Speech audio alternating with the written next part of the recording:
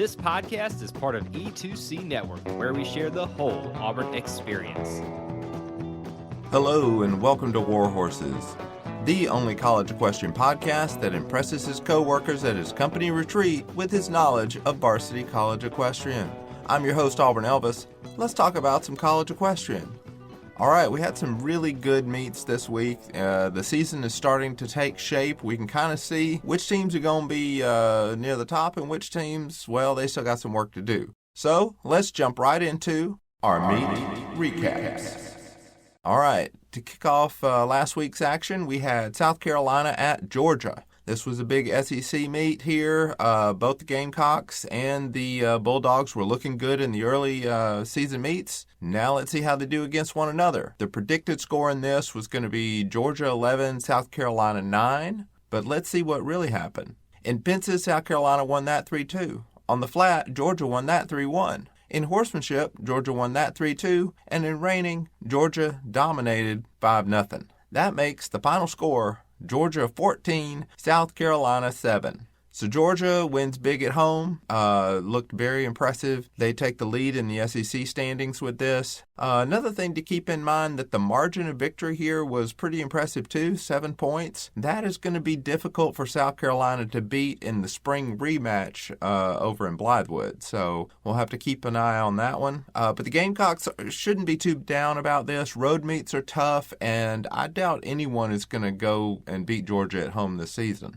Our next meet to look at, Auburn at Texas A&M. Okay, so this was the first of Auburn's back-to-back road meets out in Texas. The predicted score on this was a 10-10 tie with Texas A&M winning in the tiebreaker. So let's see what really happened. On the flat, Texas A&M won that 3-2. In horsemanship, Auburn swept it 5-0, making the halftime score 7-3 Auburn. So Auburn was in control at the half. They just needed to take care of business, get a couple more points here and there, and they should get the win. Let's see what happened. In fences, Texas A&M won that 3-2. Bit of a shocker there. Auburn has a good fences team, but they didn't win the majority in that event today. And then in reining, an event that admittedly Auburn does have some trouble with sometimes, the Aggies closed out with a 4-1 win there. That made the final score a 10-10 tie, and when they went and looked at all the raw judges' points, combined those together with the Western equivalency formula, A&M ended up taking the win narrowly, 1,509.5 points to 1,501.5 points. So 8-point difference there. So yeah, this was a big home win for Texas A&M. They defended their home turf, which is what you want to do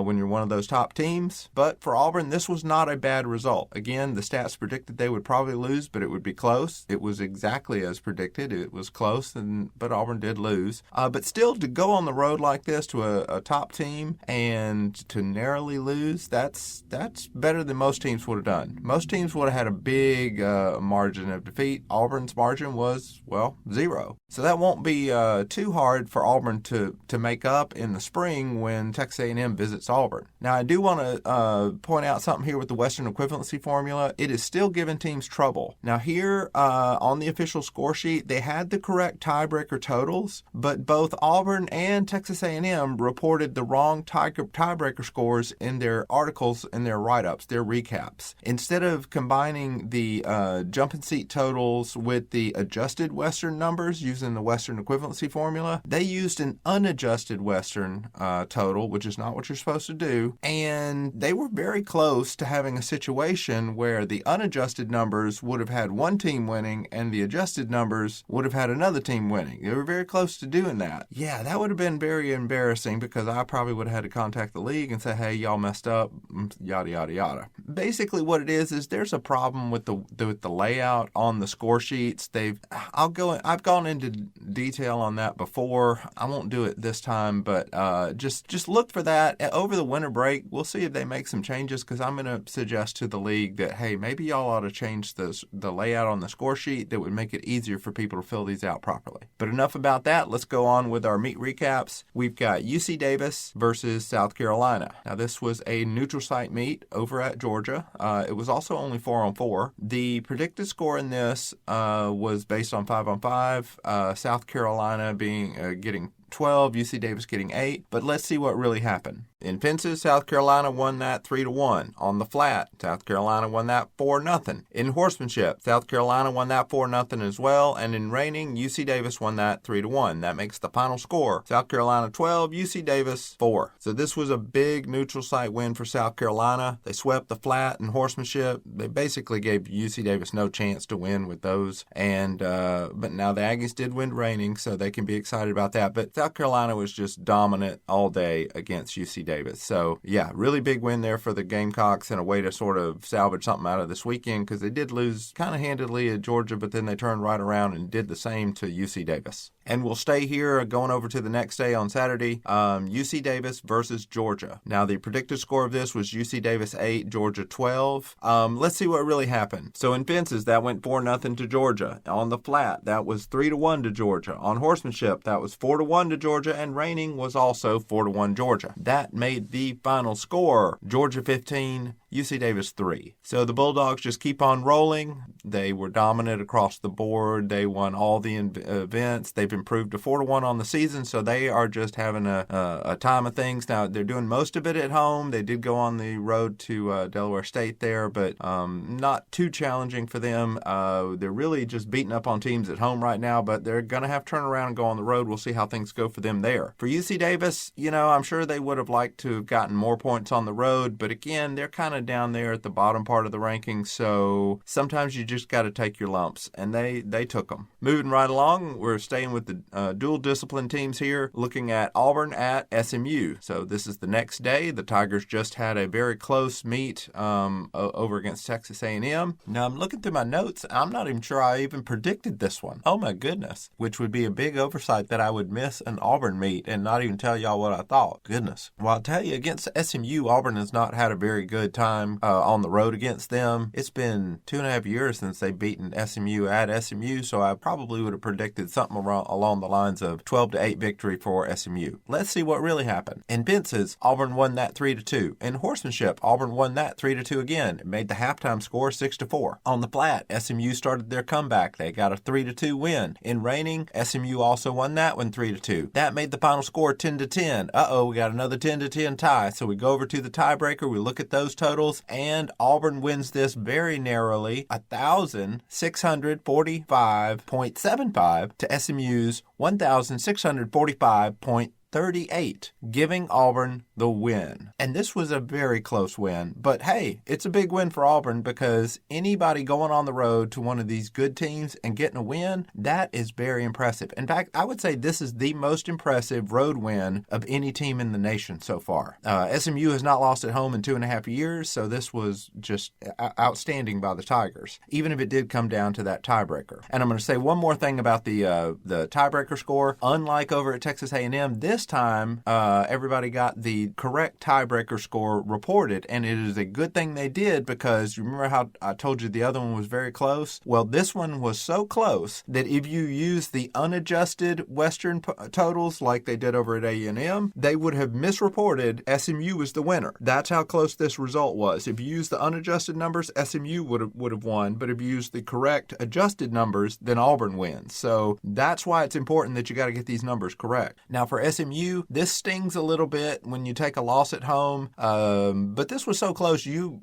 could have gotten this win. It was just it was the narrowest margin I have seen since I've been covering the darn sport. So you can't be too upset about that. So good job by both teams. For Auburn, going on this tough road trip and coming out 1-1, this is better than expected. So I think Auburn fans can go away with this one encouraged that, once again, the Tigers are one of the top teams that will be contending for a national title. All right, so those were all of our dual discipline meets. Now let's look at the single discipline meets. Our first one is Centenary at Sacred Heart. The predicted score on this was Centenary 4, Sacred Heart 6. Let's see what really happened. In fences, Sacred Heart swept this one 5-0. And on the flat, Sacred Heart won that one 4-1. That made the final score Sacred Heart 9, Centenary 1. So Centenary, they're still out there riding against everybody in the country, and but once again they did come up short. Sacred Heart just unloaded on them, and the Pioneers looked very impressive on Saturday. So good job to them. And we have one more meet. Centenary, they continue their quest to ride against everybody in the single discipline division. They go over to Dartmouth. The projected score on this was Dartmouth 7, Centenary 3. Let's see what really happened. In fences, Dartmouth won that 3-2. On the flat, the Big Green rolled to a 4-1 victory there. That made the final score Dartmouth 7, Centenary 3. So Centenary, they finished their road trip.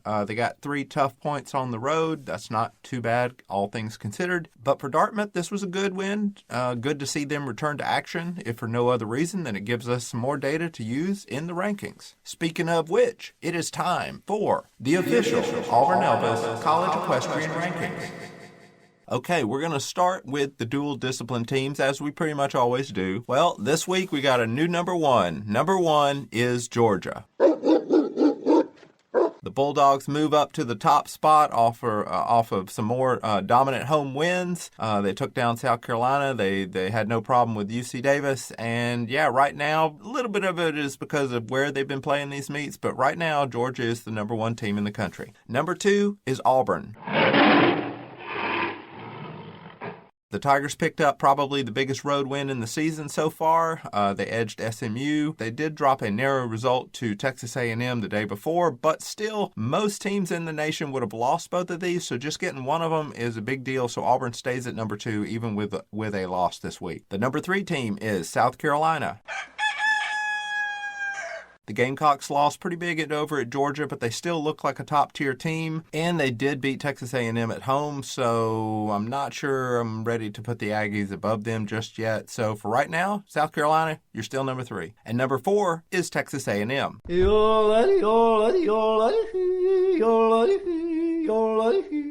The Aggies pulled off a thrilling tiebreaker win at home over Auburn. They made the big comeback to get that. That's no small feat because Auburn is good, y'all. Now, Texas A&M, they did lose on the road to South Carolina not too long ago, but they've sort of redeemed themselves with that big Auburn win. You could make a case that Texas A&M deserves to be a little bit higher, but for right now, I think this is a good place for them, just all things considered. Number five is Fresno State.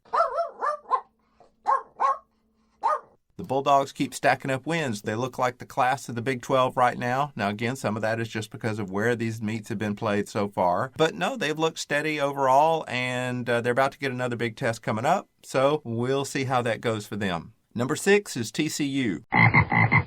The Horned Frogs have taken some lumps on the road, but they've also gotten some good wins at home. They are clearly one of those dangerous teams that should win at home, and we'll see how good they do on the road. Yeah, right now, they're number six. At number seven is Oklahoma State. Now, pretty much the same thing for Oklahoma State. Their schedule has been a little rough because they've been going on the road. They've still got some big meets ahead of them that we feel like they're going to do well in, so they could potentially move up the rankings as well. And the number 8 team is SMU. The Mustangs are going to stay down here at about number 8. They fell to Auburn at home. You really don't want to lose at home, but this was only, this was a 0 margin loss, so it's not that bad, but still, you would have liked to have seen them win at home. Not too much to be ashamed about, but they're going to get other chances to move up the ranking. And the number 9 team is Delaware State.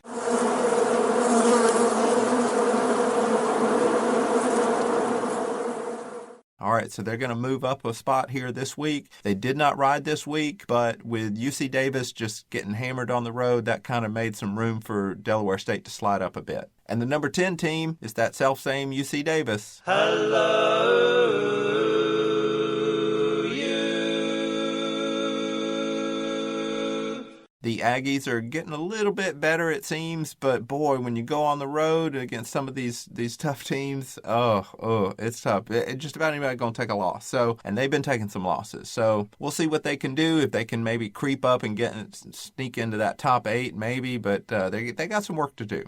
Okay, over we go to the single discipline rankings. There's not going to be a lot of changes at the top, but, maybe some changes elsewhere. The number 1 team is Lynchburg. The Hornets continue to roll. They are undefeated. They're the clear number 1 team here. Number 2 is Sweetbriar. Even though they lost to Charleston, I'm going to keep them at number 2. It was a tough road environment, and they're still one of the most talented teams. Number 3 is College of Charleston. Cougars move on back up after some home wins, and Number 4 is Dartmouth. It's good to see them ride some. They did not disappoint. They had that 7-3 win over Centenary, puts them right back in the mix. The number 5 team is Bridgewater. The Eagles stay steady with a strong showing they had a couple weeks back, and they look like a pretty good team. Number 6 is Sacred Heart. The Pioneers looked impressive, and they're going to climb the charts up. I'm not quite ready to put them above Bridgewater, but if they keep doing things like that, then they're gonna keep climbing. And the number 7 team is Swanee. The Tigers were idle this week, but they remain solid as well, and they're down here at number 7. Number 8 is Berry College. The Vikings seem to be doing a little bit better this year. They're showing some progress. They've been competing well against some top teams. And number 9 is Centenary. It's a twister! It's a twister! They are still riding a very challenging schedule, and I assume all that experience is going to pay off eventually, but for right now, they're still taking some losses, so they're down here at number 9. So that's all of this week's rankings. Now let's take a look into the future with some meet previews.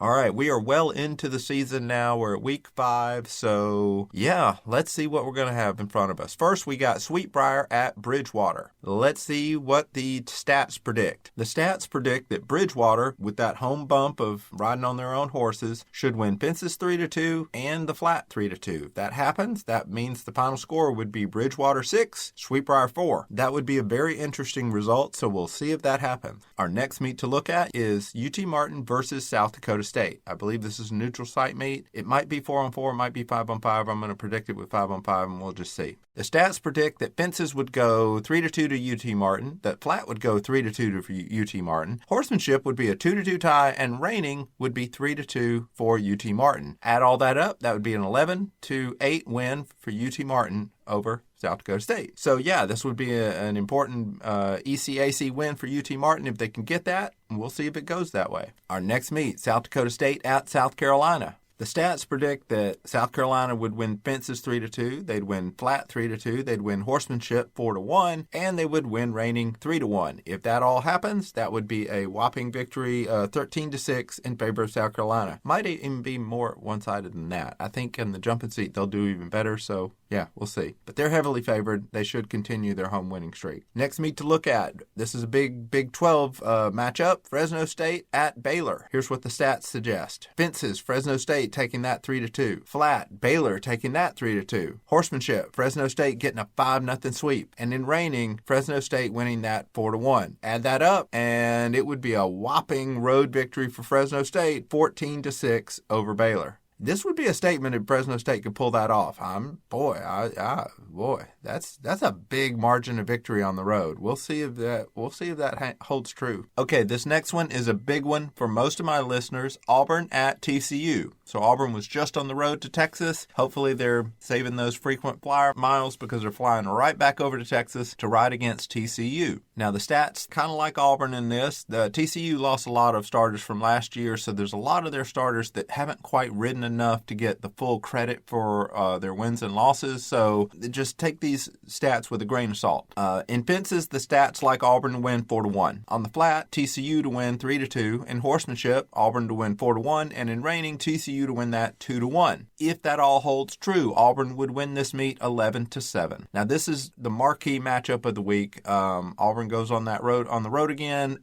We know the Tigers are good in horsemanship. They're going to match up with pretty much everybody pretty well in horsemanship, and they tend to do well in fences also. It's the flat and the reining where teams can get a lot of points from them, so that's going to be TCU's best chance to sort of even things out, and we'll see. But like I said, the stats, with so many of these people not having ridden a bunch, for example, okay, over on TCU, they have this girl, Lily Moosey. She's perfect so far, but she's only ridden 4 times. So you look at that and yeah, her average winning percentage is perfect. It's 100, but it's only 4. So, if she's going up against somebody who's ridden 24, 30 times, we have a little bit more confidence in the stats of the other girl than Lily's. But at the same time, she's won 4 straight meets, which means she must be good. So anyway, the stats don't have a lot of confidence in riders like Lily right now because they don't have a lot of rides under them. But after this weekend, she'll have more, and as the season goes on, she'll get more and more. So the data will sort of fill in some of those missing spots, and yeah. Anyway, so typically I wouldn't have a lot of faith in Auburn winning on the road like this, although they just did get a big road win, so they're certainly capable of doing it. But I'm telling you, TCU is good, and they could be the ones that win 11-7. So don't be surprised if that happens. We'll see. Okay, we got another meet to look at. South Carolina versus UT Martin. UT Martin at South Carolina is how I should say that. The predicted score on this, South Carolina 12, UT Martin 7. I think it might be a little bit more one-sided than that, but anyway, let's see. The stats suggest in this one, South Carolina would win fences 3-2. South Carolina would win the flat 3-2. That they would win horsemanship 3-1, and that they would win reining 3-2. Add all that up, it would be South Carolina 12, UT Martin 7. You know what? I kind of think South Carolina might do even better than that. They're pretty good. It's at home, so yeah, we'll see. All right, we got one more dual discipline meet here. Fresno State at Texas A&M. In fences, A&M is favored to win 3-2. In the flat, A&M is favored to win 3-2. In horsemanship, A&M is favored to win, guess what? Yep, 3-2. And reining is predicted to be a 2-2 draw. So if you add all that up, it would be Texas A&M winning 11-8 over Fresno State. So Fresno State right now, they're doing great because they've had some primarily home meets. Now they got to go on the road to a good team. We'll see how much success they have on that. Right now, the stats kind of like the Aggies. And now let's look at some more single-discipline meets. College of Charleston at Dartmouth. In fences, the stats think Dartmouth will win 4-1, and on the flat, the stats like Dartmouth to win 3-2. That would make a final score of Dartmouth 7, College of Charleston 3. So, yeah, Dartmouth is good, and the stats like them, especially at home. So, yeah, we'll see if that happens. And then our final meet of the week would be on Sunday, College of Charleston over at Sacred Heart. In fences, the stat likes Sacred Heart 3-2, and on the flat, they like Sacred Heart to win that one 4-1. Add that up, and the final score would be Sacred Heart 7, College of Charleston 3. So yeah, there would be a couple of tough road meets for Charleston, and yeah, we'll see if that really happens. Okay, final thoughts. Now, I mentioned in the intro that I was on a company retreat this week. This is why I sometimes am not able to get all of the matchup graphics out, is because I got real work to do, sometimes. And so there was a company-wide retreat over in Nashville. So the whole company, we go over there, we fly into Nashville, and we have a really fun time of meetings, and we all work remote. And so to get to be there face-to-face with everybody was a real treat. And when you go to these things, everybody just sort of sits with their own little departments, their own cliques, because those are the people you see on Zoom every day. And so you know them and you feel safer with them, even though you haven't really met them. You kind of want to meet them. So that, anyway, you know how it is. Everybody sits together with their own people. Well, I intentionally said, I ain't going to be like that. I already know my people in my team. So I made it a point that every time we had some function or some break, I would go and I would sit with some table of folks I didn't know in the company. And it was great. I got to meet all these different people from all the different various parts of the company. And I tell you, the people that were probably the most impressed with me were the accounting ladies, okay? Because I got to tell them about how I do stats for College Equestrian, and using those, I have become sort of an expert on the sport. And I talked about AI, and I talked about the spreadsheets and the data and all of that, and they were fascinated. So yeah, let me tell you, if you're ever out there, any of the guys that are listening, and if there's some nice girl that you're trying to, be friends with someplace, and if she's into accounting, maybe she's an accounting major or finance, you should tell her, say, hey, I listened to a podcast about College Equestrian, and the host of that, he uses AI and he does spreadsheets and stats on all these riders. And you explain to her about, oh yeah, he's able to tell the favorites and all this of who we think is the better rider based on home and away and all that. And she's going to eat that up. All right. Let me just tell you from experience, that will be a great opening for you. And,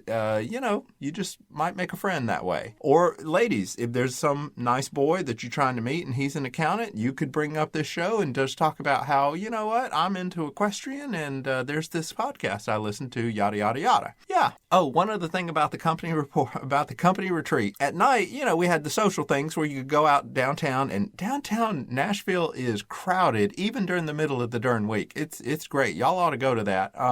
And so we went to several places, but we ended up at this one bar that had bull riding. Okay. It was a mechanical bull, obviously. And let me tell you, I had never done that, but everybody was getting on it. It was $5 to ride 40 seconds. So I got on it. And let me tell you, of all the guys who got on there, I was the only one to go the full 40 seconds without falling off. Yes.